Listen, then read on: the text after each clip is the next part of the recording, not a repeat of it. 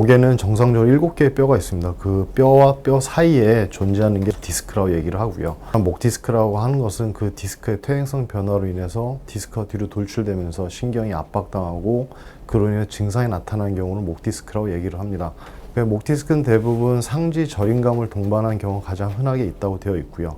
그 외에 마비가 온다든가 위압감이 심해져서 보행에 불편을 야기하는 경우도 있을 수 있습니다. 경추는 정상적으로 C자 형태를 가지고 있고요. 그 C자 형태를 유지하는 이유는 척수 신경과 뼈 사이의 공간을 확보하기 위해서입니다. 근데 스마트폰을 보게 되면 고개를 숙이는 형태가 되고 그러면 C자가 무너지면서 작은 디스크만으로도 신경이 압박될 수가 있게 되고요. 아무래도 목의 움직임이 많아지다 보니 디스크가 발생할 확률은 높아집니다. 대부분의 디스크는 우리가 평생 한 번 쓰고 버리는 구조물입니다. 말 그대로 퇴행성 변화에 의해서 점점 나이를 들면서 나빠지는 구조를 갖게 되는 거고요. 가장 큰 원인은 퇴행성 변화가 되겠고 간혹 외상에 의해서 발생하는 경우도 있을 수는 있습니다.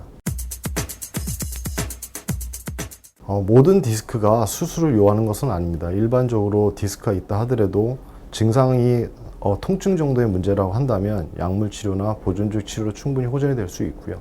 그런 것들을 한 6주에서 8주 정도 했음에도 불구하고 일상생활에 불편함을 호소한다라고 할 정도가 되면 일반적으로 수술을 권하게 되는데 대부분은 수술보다는 비수술적 치료인 신경차단술이나 그런 것들을 먼저 해보고 거기에도 호전이 없을 경우에 수술을 권하게 됩니다.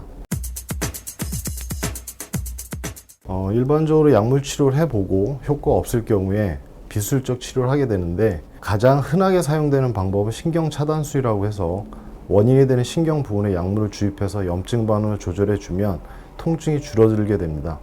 최근에 이제 많이 나오는 비수술적 치료들 중에 경피적인 방법을 이용해서 사용하는 방법들이 많은데 개인적인 생각으로는 그런 고가 시술보다는 신경차단술이 그 효과가 낮다고 볼 수 없기 때문에 저 같은 경우에는 대부분 신경차단술을 권하고요.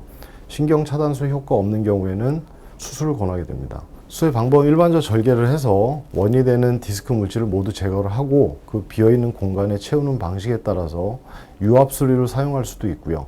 최근에 나온 방법들은 인공관절 치환술이라고 그래서 일반적으로 우리 무릎이나 고관절에 썼던 방법들을 경추 디스크에 채워서 경추의 움직임을 유지해주는 방법들이 있을 수 있습니다.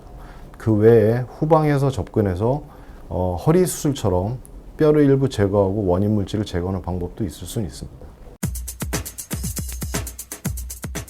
대부분의 목 디스크는 신경을 눌러 생기는 부분이기 때문에 일반적인 방법으로 치료할 방법은 없습니다. 다만 꾸준한 스트레칭을 통해서 목의 근육을 이완시켜주고 고개를 너무 숙이는 행위들을 제한을 해주면 목 디스크가 발생 확률을 줄어들게 됩니다.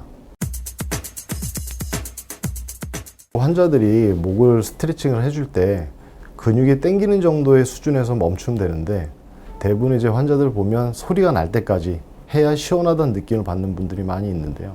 소리가 난다는 소리는 목에 있는 그 작은 뼈들 사이에 관절이 부딪히면서 나는 소리이기 때문에 오히려 관절의 비율을 만들어줄 수 있고 그로 인해서 목 디스크가 오히려 더 발생할 가능성이 있습니다. 관절의 비율로 인해서 뒤에서 신경을 누르는 협착증 등의 발생 가능성이 높아지게 되고요.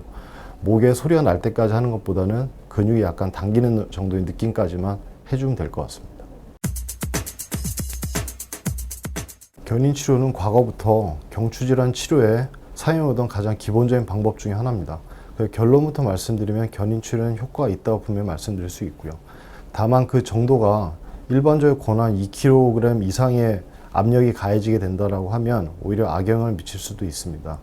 즉 디스크가 너무 심하게 나와 있는 경우에 과도한 견인치료를 하게 되면 오히려 디스크와 신경 사이 공간이 줄어들게 되고 그로 인해서 신경 손상의 가능성이 발생하게 됩니다.